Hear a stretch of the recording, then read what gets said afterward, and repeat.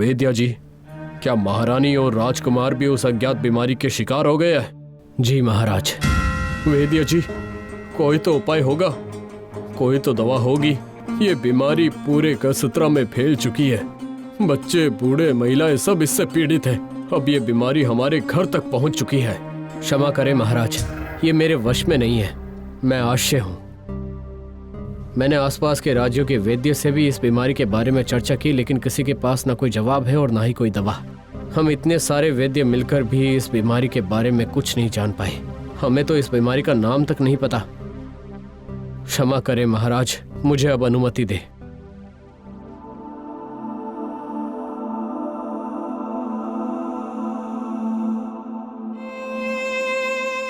आप दोनों हमें क्षमा करें।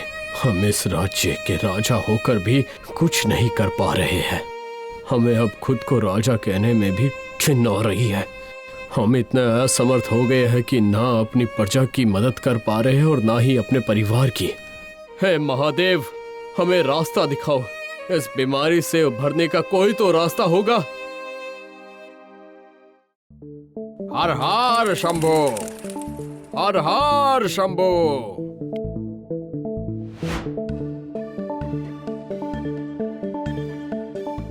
हर हर शंभो, हर हर शंभो।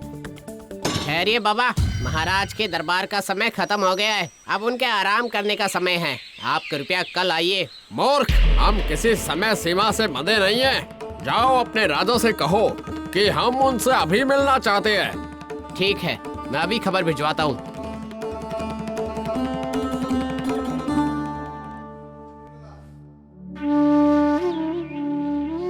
महाराज की जय हो। कहो, क्या बात है? महाराज, एक अघोरी बाबा आपसे मिलना चाहते हैं। अघोरी बाबा हमारे महल में? ठीक है, उन्हें अतिथि गृह में बिठाओ, हम अभी आते हैं। लो, आ गए महाराज। प्रणाम बाबा, कहिए आप हमसे मिलना क्यों चाहते थे? हम आपकी क्या मदद कर सकते हैं? मूर्ख, अघोरी है हम, अघोरी। और अघोरियों को सिवाय परमात्मा के किसी की मदद की जरूरत नहीं होती। क्षमा करे बाबा, हमारा तात्पर्य ये नहीं था। सुनो राजन, हम यहाँ तुम्हारी मदद करने आए हैं। मदद? बाबा, हम कुछ समझे नहीं। महाशमशान जाने का रास्ता तुम्हारे नगर से होकर जाता है। हम तुम्हारे नगर से चलकर वहीं जा रहे थे, तभी हमारी नजर नगर वासियों पर पड़ी। इसीलिए हम तुम्हें इस बीमारी का समाधान बताने आए हैं। क्या कहा बाबा आपने? समाधान मतलब दवा? हाँ राजन, तुमने सही सुना। इस बीमारी की एकमात्र दवा तुम्हें सिर्फ और सिर्फ पारस पहाड़ के गुफा में मिलेगी। पर बाबा, हम वहाँ कैसे पहुँचेंगे? राजन, पारस पहाड़ कोई साधारण पहाड़ नहीं है। ये एक दिव्य और अलौकिक पहाड़ है।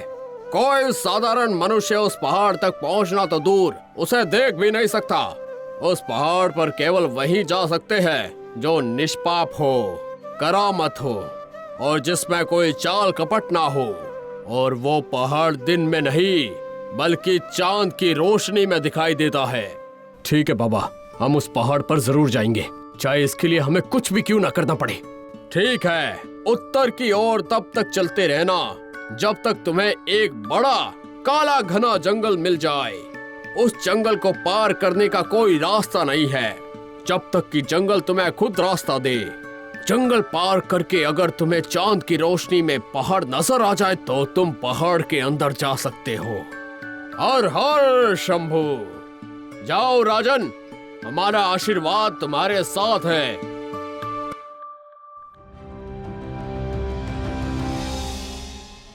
अगली सुबह राजा भगवान शिव की विधि पूर्वक पूजा करते हैं। फिर अपनी यात्रा पर जाने के लिए तैयार होकर अपनी प्रजा को संबोधित करते हैं। मेरे प्यारे नगरवासियों, जैसा कि आप सभी जानते हैं, हम इस अज्ञात बीमारी की दवा लाने एक रहस्यमय पहाड़ पर जा रहे हैं। हमें नहीं पता आगे क्या होने वाला है, लेकिन हम आप सभी को आश्वस्त करना चाहते हैं कि हम अपनी आखिरी सांस तक कोशिश करते रहेंगे। लेकिन जाने से पहले हम आप सभी से एक वादा चाहते हैं कि आप सभी एकजुट रहेंगे, सब एक दूसरे का ख्याल रखेंगे और हमारी अनुपस्थिति में महामंत्री राज्य का काम संभालेंगे। इसके बाद राजा अपने घोड़े पर सवार होकर निकल पड़ते हैं। घोड़ा अपनी गति से दौड़ता ही रहता है। राजा छोटे छोटे जंगलों से गुजरते हैं और कुछ घंटों बाद वो अपने राज्य से कोसों दूर एक सुनसान जगह पर पहुंच जाते हैं।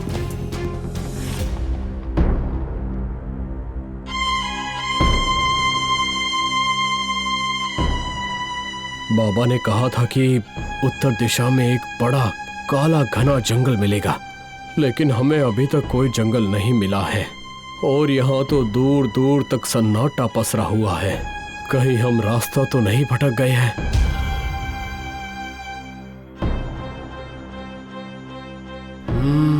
दिशा तो यही है। इसका मतलब हम सही दिशा में जा रहे हैं। चलो उड़ान, अभी हमें भी आगे जाना है।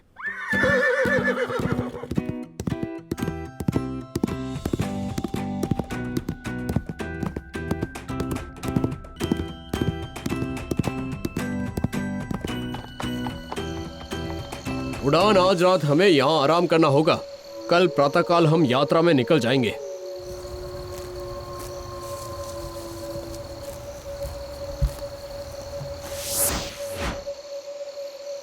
ओम नमः शिवाय।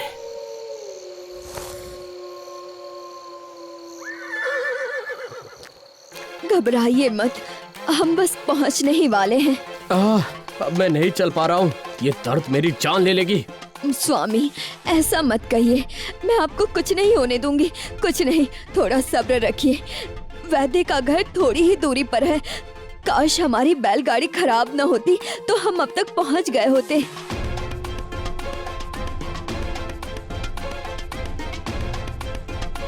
स्वामी, लगता है उस पेड़ के पीछे कोई है। आप यहीं बैठिए, मैं अभी आती हूँ।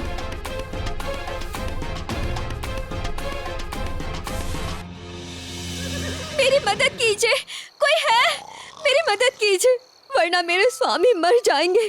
कौन? जी, मेरा नाम मधुलता है और मेरे पति वहाँ बैठे हैं। उन्हें आज शाम से पेट में दर्द हो रहा है। मैं किसी तरह उन्हें यहाँ तक ले आई हूँ, लेकिन अब वो चलने में असमर्थ है। क्या आप हमें अपने घोड़े से छोड़ देंगे? मैं कुछ भी करने के लिए तैयार हूँ। अगर उन्हें कुछ हो गया तो फिर मैं। धन्य हो तुम नारी, जो अपने पति के लिए रात में यहाँ तक आई और कुछ भी करने के लिए तैयार हो। लेकिन देवी, हम एक अति आवश्यक यात्रा में निकले हैं और पीछे मुड़ना हमारे लिए संभव नहीं, पर हम तुम्हारी मदद जरूर करेंगे। ये हमारा घोड़ा उड़ान है। ये तुम्हें वैद्य के घर तक ले जाएगा। पर मुझे घुड़सवारी नहीं आती। डरो नहीं देवी, ये बड़ा होनहार और बहादुर घोड़ा है। तुम इस पर भरोसा कर सकती हो। जी, बहुत बहुत धन्यवाद। उड़ान, तुम्हें इन्हें बड़ी सावधानी से मंजिल तक पहुंचाना है और वापस घर पहुंचाना है।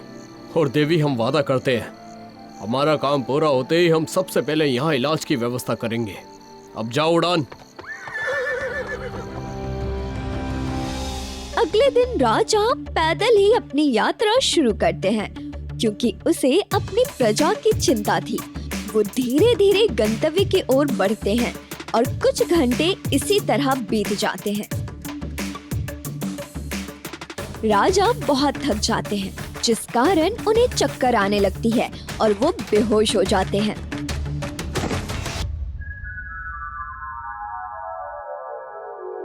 और जब राजा को होश आता है तो वो खुद को आदिवासी कबीले के बीच पाते हैं। मैं कहाँ हूँ? तुम लोग? बेटा, तुम हमारे कबीले में हो। हमारे कुछ लड़कों ने तुम्हें बेहोशी की हालत में यहाँ लाया। तुम कौन हो बेटा और कहाँ जा रहे थे? मैं राजा आदित्य हूँ। इसके बाद राजा आदित्य उन्हें सारी बातें बताते हैं। तभी अचानक एक आदिवासी चिल्लाते हुए दौड़ते हुए आता है और कहता है, भागो भागो, गिरगिट आ रहा है। बेटा, तुम भी जल्दी से छुप जाओ, वरना वो तुम्हें खा जाएगा। लेकिन ये है कौन? बेटा, वो एक राक्षस है जो हमारे कबीले पर आए दिन हमला करता है। हमने उससे कई बार लड़ने की कोशिश की, लेकिन वो बहुत शक्तिशाली है। बाबा, आप सब छुप जाओ, हम देखते हैं। रुक जा दुष्ट, हम तुम्हें आगाह कर रहे हैं। अगर अपना भला चाहता है तो यहाँ से चला जा और किसी अज्ञात जगह पर शरण ले ले, वरना तुम्हारे लिए अच्छा नहीं होगा। इतनी हिम्मत, तुम मुझे रोकोगे? तो आज की दावत मैं तुझे खाकर शुरू करूंगा। हर हर महादेव।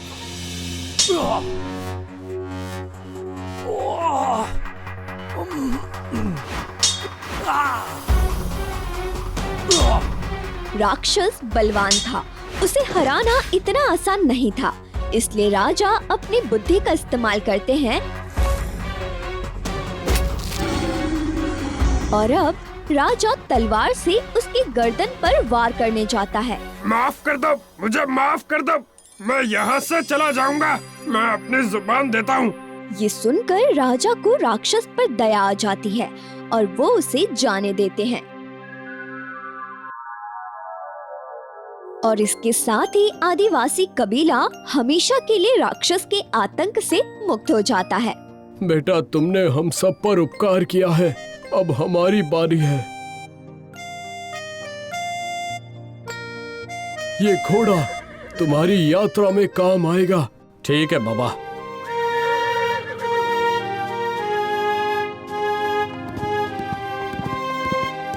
लगता है यही वो जंगल है। इसके बाद राजा धीरे धीरे जंगल के अंदर जाते हैं। तभी पेड़ों से चीखने की आवाज आती है। राजा अपने कान बंद कर लेते हैं। घोड़ा हिनहिनाते हुए राजा को गिरा देता है और वो जमीन पर गिरकर तड़पने लगते हैं। पेड़ की जड़ें और डालियां उन्हें और घोड़े को जकड़कर अपनी ओर खींचने लगते हैं। राजा खुद को छुड़ाने की पूरी कोशिश करते हैं, लेकिन उनकी कोशिशें बेकार साबित होती हैं। तभी वो अपनी आंखें बंद करते हुए भगवान का स्मरण करते हैं। हर हर महादेव। तभी एक देवी प्रकट होती है। मानव, मैं जंगल की देवी हूँ। ये जंगल अनेक कारणों से अपवित्र हो गया था। आज तुम्हारी भक्ति के कारण इसकी पवित्रता पुनः लौट आई है, इसलिए मैं तुम्हें कुछ देना चाहती हूँ।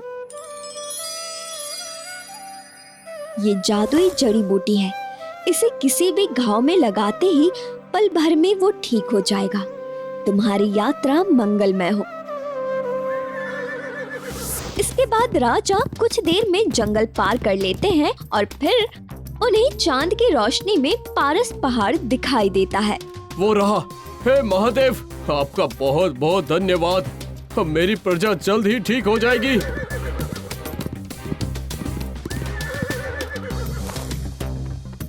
राजा बिना देर किए पारस पहाड़ के पास जाते हैं और एक गुफा में प्रवेश करते हैं कि उन्हें तभी एक आवाज सुनाई देती है।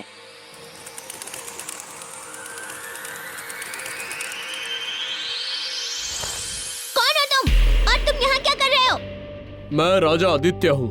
राजा उस चिड़िया को अपनी प्रजा की बीमारी के बारे में बताते हैं, लेकिन फिर भी चिड़िया उन्हें दवाई देने से मना करती है, क्योंकि उसे लगता है कि मनुष्य स्वार्थी होते हैं और ये हमेशा चीजों का गलत इस्तेमाल करते आए हैं।